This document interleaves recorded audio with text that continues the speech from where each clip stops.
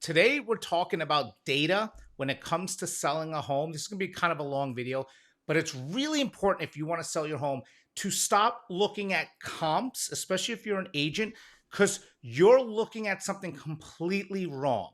And I'm going to kind of go over this differently to make you see things differently to be like, I understand what he's saying. When you think of comps, everyone's like, oh, let me look up the comps. Let me look up the comps. What they're saying is they want to see comparable homes that sold in your area to tell you what your home is worth. And this is where a lot of people are getting it wrong. First and foremost, comps are truly used for appraisals. Appraisals use comps to get true value, highest and best use for your home in the bank's eyes.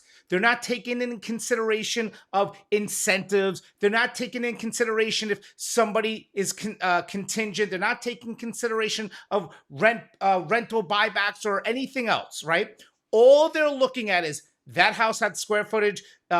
This is in the same community. Blah, blah, blah, blah, blah. That's what it sold for. And then they put it in a formula. Nothing more, nothing less. And this is why comps for you are wrong. And let me explain. When somebody, let's just go back to 2021, 2020, whenever COVID was with low interest rates. You had a neighbor that had a 4-bedroom, 2-bath for all I care, and they wanted $200,000. They end up selling for $240,000. Now, the comp says that the house sold for more. But what the data showed was there was actually 75 offers on the property. And of the 75 offers, 73 of those buyers were willing to pay more. The data also tells you that there's really not a lot of other homes. So those buyers are still around. So as a seller, instead of looking at the comp, you look at the data and you say, okay, since I know there's so many buyers willing to pay and they were willing to pay more money, I can justify asking for even more money because the data showed that the 95% of those buyers were willing to overpay for that house. I have the same house. There's still the same amount of inventory, which is almost nothing. So I can justify my price because data shows that. And that's what data does, right? Now, in this market, the data is complete opposite. And what people aren't looking at is why that house sold. So I'll give you an example. We had a house and it was, let's just say $300,000 in Riverview. Okay. Now, none of the homes were really selling. And we put our home on the market. We offered incentives. It's like a fishing lure to get the buyers to come in, just like the builders are doing. We offered some incentive plan, and we had a buyer finally bite the lure. Now, what you don't know and what nobody knows is that buyer actually was in contract to buy another house. And at the day of closing, something disastrous happened at that house through the walkthrough. I think like the walls caved in, something crazy happened. So now this buyer is scrambling around because they have to find something to buy. And they so happen to put an offer on us. It was a great offer they gave us, and we end up closing it. Now, if you looked at it as a comparable, you would say, oh, that house sold. They got top dollar for that house. Okay, yeah, in the comp they did. But if you looked at it as the data, I would have said we had no backup offers. That was the only buyer for the house. It wasn't their first choice. They had to buy the house. It's not like there's 16 other buyers that are out there. So you can't sit there and justify that your home is worth the same as that one when you don't even know why it sold. And this is why you need to collect data all the time. And this is why agents should be putting in the correct data when you're selling a house. So many times homes sell and they're offering closing costs, and they've closed with 3 or 4% closing cost incentives going to the buyer, which you're supposed to put in the MLS, and they don't. It drives me crazy. It's like, that's a whole nother video, but it should always be there. Now, if you're confused with what I'm talking about, if I'm buying a house, let's say, right? And let's just say you're selling your house for $200,000, and I give you, say, $200,000. But you give me 3% back towards my closing costs, there's an area that says sold price on the top, and at the bottom, it says seller credits, which is extremely important because that's data that I need to know about when I'm talking to a seller as well. And a lot of agents keep that out. And it's tacky and it's ridiculous. And you shouldn't do it because you're not helping any situation. They're trying to do it to be like, look, I sold this for top dollar and I didn't need to offer any credits. And they're trying to do that for the appraisals as well, to trick the appraisals to say, hey, look, these homes are selling for top dollar. It's really not a good thing to do because you're kind of hurting these other potential sellers because you're not giving them the true data.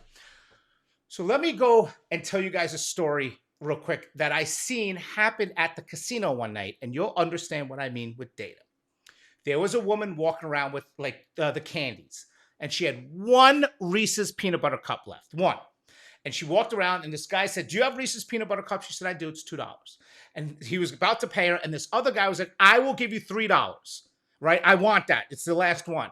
And then the guy's like, $5. And then the other guy's like, I'm not giving you $5 for it. So this guy paid more money because he wanted it. The demand for these two made them in a bidding war for the last Reese's peanut butter cup, right? So the demand went up.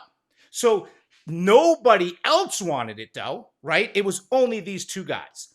So data said that when you had one Reese's peanut butter cup, the value could have went up if you walked around and said it. So now she got a whole bunch more, right? She walked around, no joke. She came back later and she was like, $5. And this story is true, and I give her credit. And people are like, $5? Why $5? Oh, because these guys paid $5 before. And someone's like, I'm not giving you $5 because they gave you $5. I don't really care. So the point is, just because these two guys were willing to pay doesn't mean the rest of the people are willing to pay for it, right? So you're just looking at one little tiny scenario and you're saying, oh, well, I'm going to justify my prices because them two, no, they were willing to pay for it when there was like one left. So the supply and demand 101 was like, I want it and you want it and there's only one left and I really want that Reese's Pieces. You want the Reese's Pieces. We'll go. But that is like a small thing that happened. That's a perfect example, by the way, of COVID. Imagine you had Reese's Pieces, but you had 70 people that want it. Nowadays, people are complete opposite. There's tons of Reese's Pieces everywhere, tons. And maybe one person's going to buy it. Doesn't mean everyone's going to buy it. I know you're probably looking at this and going, it's a crazy analogy what you're using here. I'm just trying for you guys to understand. The point is you need data to understand. Data is the most important thing. So when I'm looking at a client's house and I go, okay, here's all your neighbors. They all did price reductions. Oh, this one's on the contract. This one's on the contract. I try to talk to the agents to find out what's going on. Oh, these sold. Why did it sell? By the way, did you have any other buyers for your house? Oh, you didn't. You see what I'm saying? I'm collecting data because you're just another house. And I don't care that your neighbor sold because you don't know why your neighbor sold. You don't know why that Reese's peanut butter cup sold, right? So it's all about the market we're in. During a great seller's market, you can ask for whatever you want because the data shows that everybody wants the Reese's peanut butter cups because there's not really a lot around.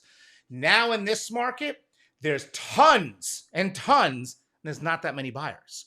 So just because one house sells, the data is not going to show you that, oh, I can get the same amount of money. So let me go back real quick so we're not confused. When you're refining or you're taking, anything with the house with the bank doesn't care about the data. They just look at the comps. That's all they do. Or when after the buyer is in contract to buy the house and the appraisal goes out, the appraisal will go out there to look at the comps.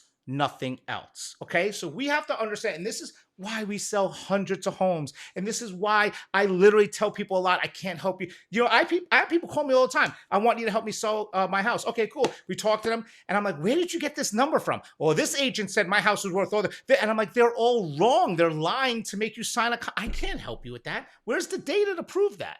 What do you mean? I don't have any data. So that's why you guys got to keep following me because I do these videos for you and I love it. And I'm going to do a lot. I'm going to do net sheet videos. I'm going to do exactly what I was saying about contracts and what you have to watch out for when selling. This is a big video, over 9 minute video. And now after this video, I want a Reese's peanut butter cup. So I will talk to you guys soon.